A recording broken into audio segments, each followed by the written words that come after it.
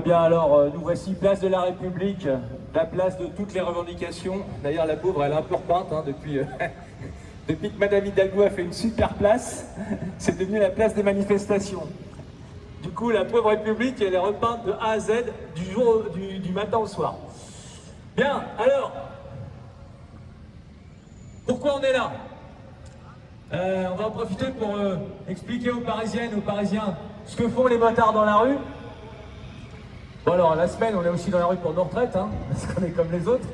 Mais là, aujourd'hui, on est dans la rue parce que on veut nous imposer un contrôle technique pour les deux roues motorisées. Et à part être un véritable racket, c'est pas autre chose. Pourquoi? Alors, je répète pour nos amis motards et motards qui sont ici, ben, ils l'ont entendu depuis tout à l'heure, malheureusement. Mais là, on va s'adresser un petit peu à la population, parce que évidemment, la population parisienne se dit « Oh là là, ouais, les motards, ils sont encore dans la rue, ils nous font chier, ils font du bruit, ils polluent. » Bon, et ben nous on dit qu'il vaut mieux avoir un deux roues motorisé dans la rue qu'une voiture, parce que bien souvent dans la semaine, les deux roues motorisés sont utilisés par des automobilistes qui ont décidé d'avoir un peu plus de mobilité et qui ne peuvent pas faire du vélo parce qu'ils n'habitent pas à 10 km de leur boulot. Donc le vélo est une excellente solution, c'est un fait, et c'est écolo et c'est bon pour la santé. Mais quand on habite à 40-50 km de Paris, quand on est un banlieusard, eh bien, un habitant de banlieue, c'est pas beau banlieusard comme nous, hein. Un habitant de banlieue, eh bien, et quand on veut venir travailler à Paris, ben, on est bien obligé de venir avec quelque chose. Et comme les transports en commun ne sont pas vraiment performants, et que ben, les voitures, ça prend de la place, eh bien, des gens qui disent, ben, je vais faire une démarche écolo, je vais venir avec un deux roues motorisé. Voilà. Bon, ça, c'est pour mettre un petit peu l'église au milieu du village. Et puis, sur ces deux roues motorisées, on nous a imposé plusieurs choses. Aujourd'hui, c'est le contrôle technique. Alors, pourquoi on ne veut pas du contrôle technique? Parce que, bien évidemment, les gens se disent, bah, les automobilistes, ils ont un contrôle technique. C'est normal que les deux roues motorisées en aient un aussi. Bon, évidemment, ce genre d'argument, ça s'entend. On n'est pas bouché. Boucher des oreilles, je parle, pas de boucher ER. Hein. Et bien évidemment, ça s'entend. Alors, qu'est-ce qu'on répond à ça? Ben, on dit que en 1990, parce qu'il faut faire un petit peu d'histoire quand même, et puis quand on dit aux gens, bah, c'est normal que vous payiez tout comme nous on paye, bah, il faut connaître un petit peu l'historique. Voilà. Donc en 1990, quand on a mis en place le contrôle technique pour les voitures, il y avait 17% d'accidents dus au mauvais état du véhicule. Voilà, effectivement, c'était un peu chaud, il fallait s'en occuper, et c'était à l'époque où il y avait énormément de morts sur les routes, de par les statistiques de la sécurité routière, rappelez-vous, c'était un petit peu de carnage. Bon, alors on s'est dit on va mettre en place un contrôle technique.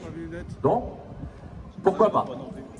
Effectivement, ça a eu du bon. Ça a éliminé quelques voitures poubelles. Et donc, du danger potentiel sur les routes. Mais pour nous, usagers de roues motorisées, et c'est pas nous qui le disons, ce sont des statistiques d'assurance, notamment la mutuelle des motards, qui elle est spécialisée dans le deux roues motorisé, et qui dit dans ses statistiques, que l'accident d'un deux roues motorisé n'est dû à son mauvais état que dans 0,3% des cas. 0,3% des cas, c'est-à-dire rien du tout. Il y a une raison à ça. La raison, c'est que les usagers de deux roues motorisés ont une formation. Alors peut-être un peu moins ceux qui font du scooter 125 ou autre, mais en tout cas le permis moto, dans le permis moto, il y a un module de formation qui apprend à entretenir son véhicule, ou en tout cas à faire le tour pour analyser les organes de sécurité. Pourquoi? Parce qu'un deux roues motorisé, c'est pas une voiture. On n'a pas 4 roues, on en a 2. Et que quand le deux roues motorisé est en mauvais état, où il y a une avarie dessus, ça se sent tout de suite. Et comme on n'est pas des suicidaires, évidemment, on va mettre en place tout ce qu'il faut pour que notre deux roues motorisé soit en bon état, pour qu'on puisse rouler en toute sécurité. C'est pour ça qu'il y a assez peu d'accidents dus au mauvais état de notre véhicule. Par ailleurs, on nous apprend, comme je vous disais, à faire le tour de notre bécane. On n'a aucunement besoin de pseudo-professionnels pour venir faire le tour de notre moto, alors qu'on sait le faire nous-mêmes. Et en plus, nous faire payer, je ne sais combien, pour l'instant on n'en sait encore rien, on nous parle de 50 €, mais pour l'instant on ne le sait pas. Donc nous faire payer pour faire le tour de notre bécane. Ça c'est inadmissible. Donc en gros, c'est tout simplement un racket déguisé. Voilà. Alors, il faut savoir que, pour une fois, l'État a entendu nos revendications, et lorsque nous avons travaillé avec le ministre des Transports, nous avons bien évidemment mis en place toutes ces argumentations. Parce qu'il faut savoir que l'Europe demande un contrôle technique aux États membres, mais pas que. Ils demandent soit un contrôle technique, soit des alternatives pour la sécurité d'usagers de vélos motorisés. Et nous, c'est ce qu'on a fait. On a proposé tout un tas d'alternatives au gouvernement, le gouvernement a entendu et a dit « Ok, pas de contrôle technique en France ».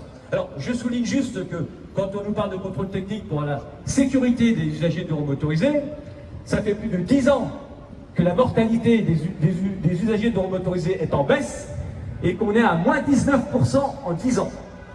Alors que le nombre de vélos motorisés a augmenté. Donc, nous sommes les bons élèves de la sécurité routière. Là aussi, il y a une raison, c'est parce que bien souvent, les usagers de vélos motorisés, qu'ils soient scooteristes ou motards, ont aussi un permis voiture. Je ne parle pas de ceux qui ont un permis poids lourd, autobus, etc. Mais en tout cas, à 95%, les motards ont un permis voiture. Donc, ils savent comment fonctionnent les deux véhicules. Ce n'est pas le cas des automobilistes qui, c'est pas parce qu'ils ont un permis voiture qu'ils ont forcément un permis moto. Donc nous, on connaît les contraintes des deux véhicules. Donc c'est pour ça que nous sommes les bons élèves de la sécurité routière. Alors donc, on nous a dit, il faut mettre en place le contrôle technique pour les vélos motorisés pour leur sécurité. Ça ne sert à rien, la sécurité est déjà faite pour nous. En plus, c'est une réforme du permis de conduire, c'est-à-dire qu'aujourd'hui, pour passer un permis moto, il ne faut pas être un manche, parce qu'il est assez compliqué. Voilà, donc on avait gagné, super. Pas de contrôle technique en France, un décret est arrivé, mis en place par le ministère. Très bien. Malheureusement, il y a 3 associations qui se sont créées. Et ça, c'est une première quand même. La première fois qu'on a affaire à ça, nous autres usagers de vélos motorisés et motards, généralement on se bat contre les gouvernements successifs quand ils nous mettent en place des mesures à la con. Bon. Mais là, c'est des associations qui se sont créées sous des raisons pseudo-écologiques, mais qui s'appellent, rien que le nom, vous allez comprendre, Ralscoot, Paris Respire, et Paris sans voiture. Alors rien que là, vous avez compris. Donc ces associations se sont créées pour éradiquer les droits des vélos motorisés, des usagers de vélos motorisés. Et ça, c'est totalement inadmissible. Ce sont eux nos vrais ennemis.